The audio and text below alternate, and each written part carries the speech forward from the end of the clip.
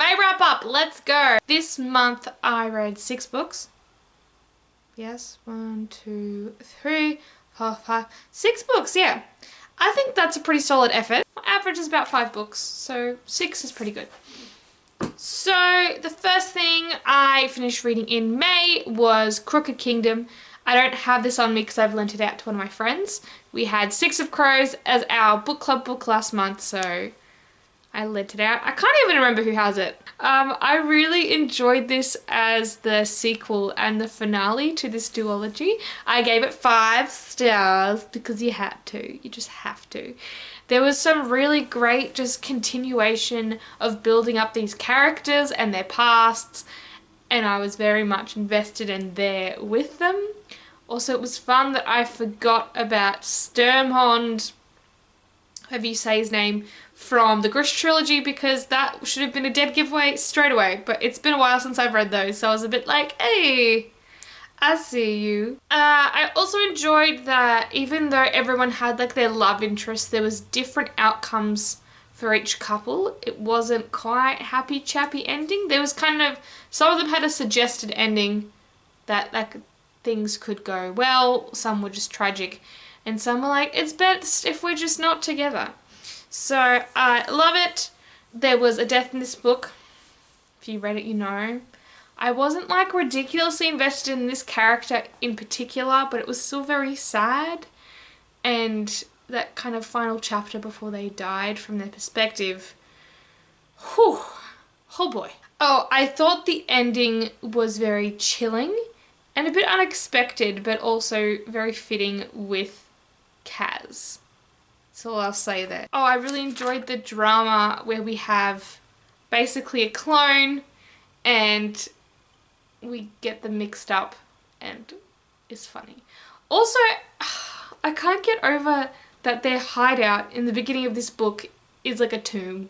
They're just like chilling in a tomb in the cemetery, which like, it's good, not many people would check, but I'm also like, ooh, that's dark. Also, I just have auction action scene, yes.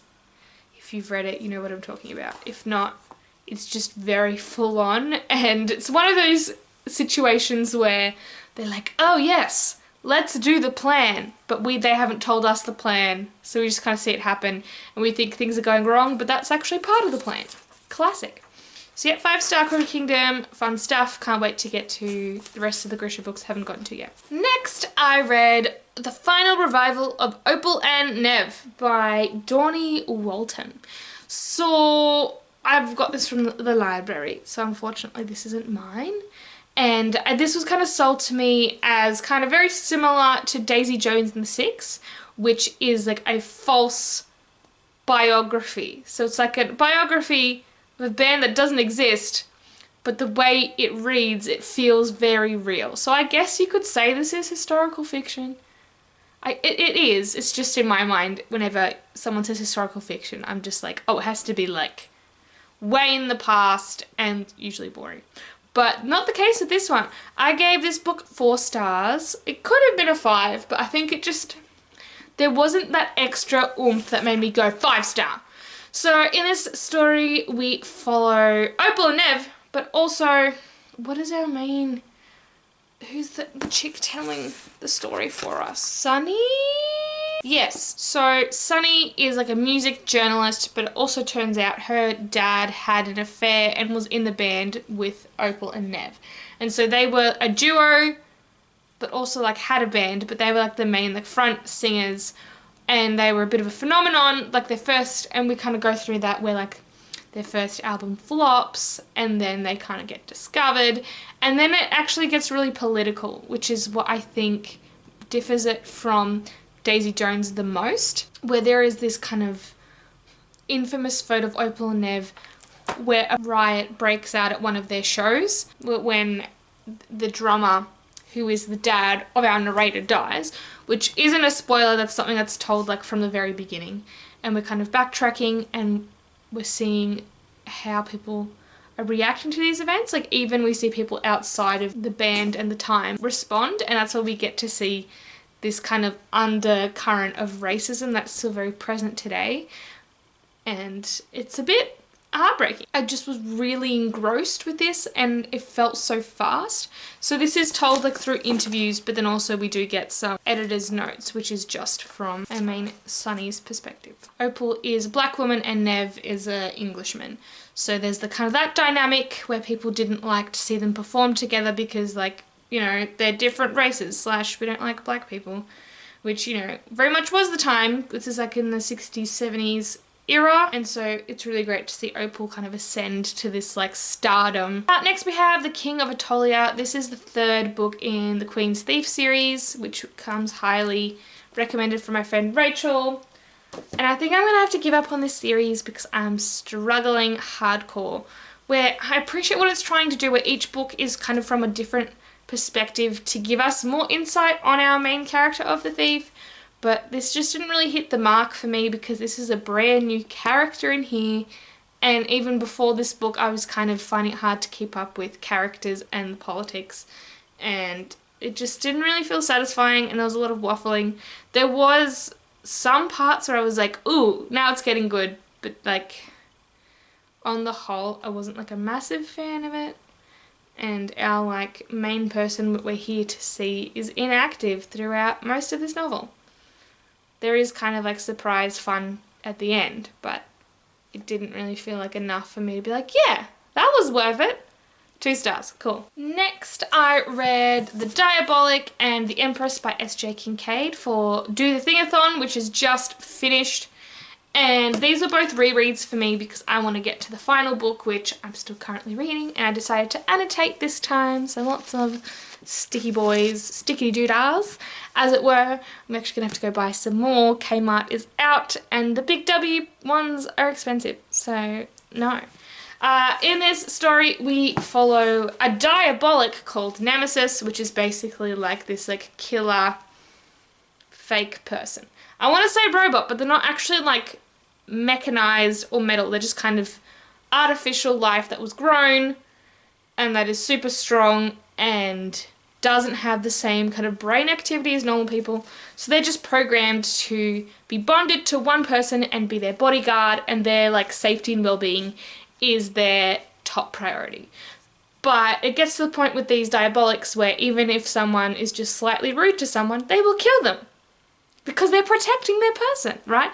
So they actually get recalled. They're like, guys, if you have one, you gotta destroy them. We can't be having that. And also we're in space.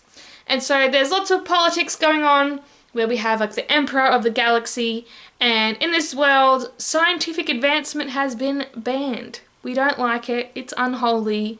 Yuck. But the family that Nemesis is in is a bit of like a rebellious family. So their daughter gets called to the Chrysanthemum, which is like a cluster of ships, which is like a court where the Emperor lives. And so they're like, oh no, they might kill her or use her as leverage, so we behave. So instead of sending their daughter, they send Nemesis in disguise because we have all kinds of technology to change people's appearance. And that is kind of where we go off from there. And there's lots of kind of hijinks, political maneuvering, some killing. There's also some learning to like be a human, which is lovely, just seeing Nemesis kind of learn and grow to have more of a soul and empathy, but also still maintaining this like savagery that can be scary at times. And so yeah, we continue in the second book. I can't really say what happens, but a lot more of the same.